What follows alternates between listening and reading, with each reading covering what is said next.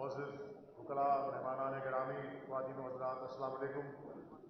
میں سمجھتا ہوں کہ سب سے پہلے ہمیں خیر مقدم کرنا چاہیے ان 6 ججز کا، 6 اسلام آباد ہائی کورٹ کے ججز کا، جنہوں نے اپنے ناموں کو پاکستان کی آئینی اور سیاسی تاریخ میں جلی حروف کے ساتھ لکھ دیا ہے۔ اور حیرت کی بات تو یہ ہے کہ اس کے فوراً ہی بعد تمام متعلقہ ادارے جن کو حرکت میں آنا چاہیے تھا، انہوں نے پاکستان کی آئینی تاریخ کے سیاہ باب لکھنے شروع کر دیے ہیں۔ ایک ایسا سانحہ، ایک الزامات کا ایسا پلندہ جس میں ہائی کورٹ کے ججز کو بلیک میل کیا گیا، ہائی کورٹ کے ججز پہ دباؤ ڈالا گیا، ہائی کورٹ کے ججز کے گھروں میں کیمرے نصب کر کے ان کی چادر و چار دیواری کے تقدس کو پامال کیا گیا، ججز کے عزیز و اقارب کو اغوا کر کے ان پہ تشدد کیا گیا۔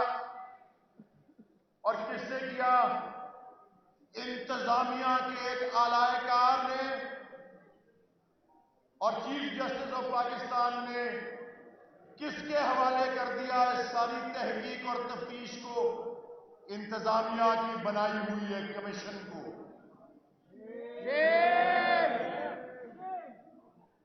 یہ تو مسیحا خودی موت کا سامان پیدا کرنے کے مترادف ہے۔ دوسری جنگ عظیم جب ہو رہی تھی تو برطانوی وزیر اعظم ونسٹن چرچل سے یہ پوچھا گیا،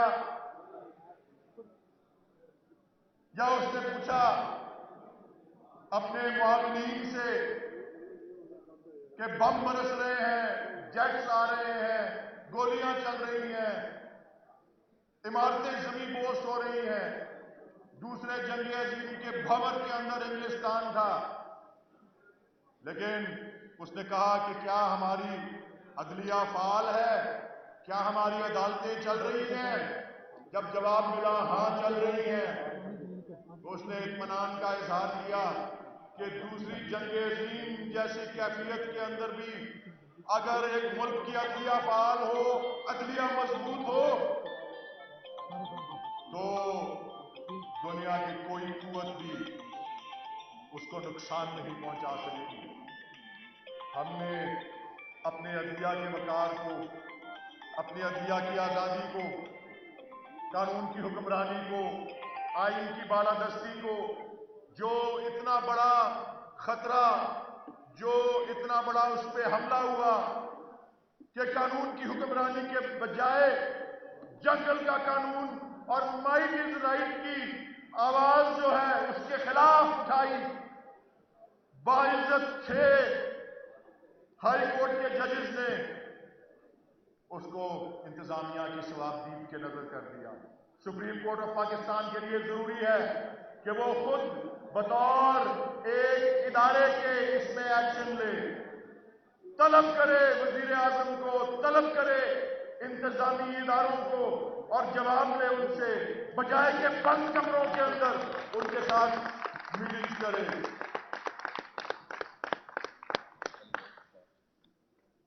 اور یہ بھی دیکھ لیں کہ جو اس قسم کی مداخلت کے حمایت کرنے والے ہیں، اس قسم کی مداخلت، اس قسم کی دباؤ، اس قسم کی بلیک میل، اس قسم کی جاسوسی، اس قسم کی عدلیہ کی آزادی پر حملہ، کیا بہانے دے رہے ہیں؟ کیا بہانے دے رہے ہیں کہ کہاں تھے وہ 6 ججز جب جسٹس شوکت عزیز صدیقی کے اوپر کارروائی ہو رہی تھی؟ یہ بہانے دے رہے ہیں کہ یہ تو پہلے بھی ہوتا آیا ہے تو اب بھی ہونے دیں۔ یہ بہانے دے رہے ہیں کہ یہ 6 ججز جو ہیں یہ جانبدار ہیں اور کسی ایک سیاسی قوت کا ساتھ دینا چاہ رہے ہیں۔